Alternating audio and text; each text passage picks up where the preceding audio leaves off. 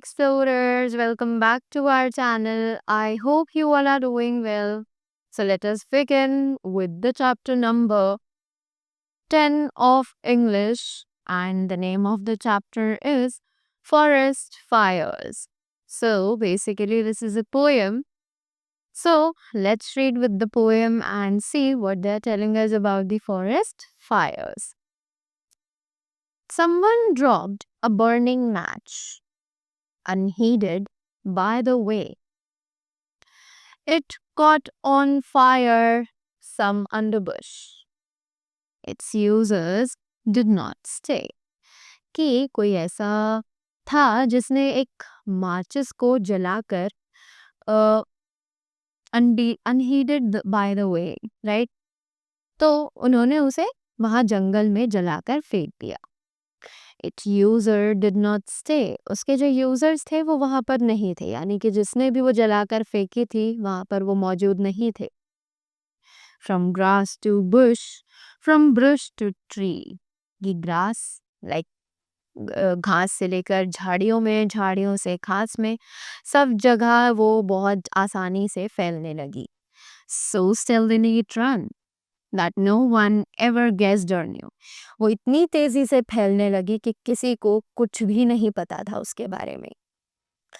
Just where that fire began.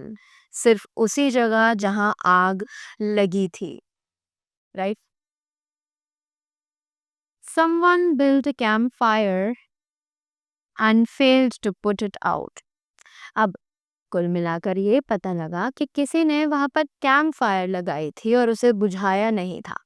Usually हमें बताया जाता है कि जब भी हम जंगल में अपने लिए आग लगाते हैं तो उसका यूज करने के बाद हमें उसे बुझा देना चाहिए, वरना वो सारी जगह फैल जाती है. And this only happened, right? कि कोई किसी ने कैंप फायर किया और वो वहां उससे आग को बुझाना भूल चुके.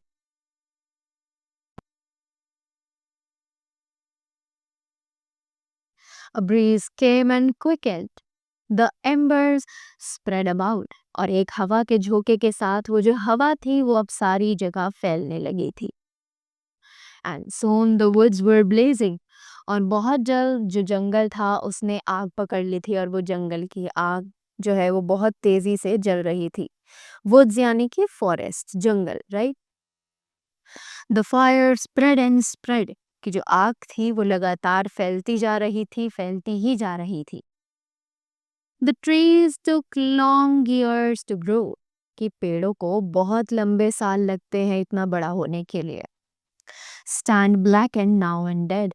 और इतने सालों बाद आज कुछ ही समय में ये जो पेड़ हैं ये सभी आज मर चुके हैं और बर्न यानी कि जल चुके हैं. Someone saw a little fire and he was passing by. कि किसी ने वहां पर देखा था कि छोटी सी जो आग है वो जली हुई है जब वो वहां से गुजर रहा था. He did not stop to put it out. He did not even try. पर उस इंसान ने ना तो रुककर उसे देखने की कोशिश की, ना ही उसे बुझाने की कोशिश की. उसने कोशिश ही नहीं की कि वो वहां पर रुककर उस आग को बुझाए. He had not started it. He had not stared it, of course.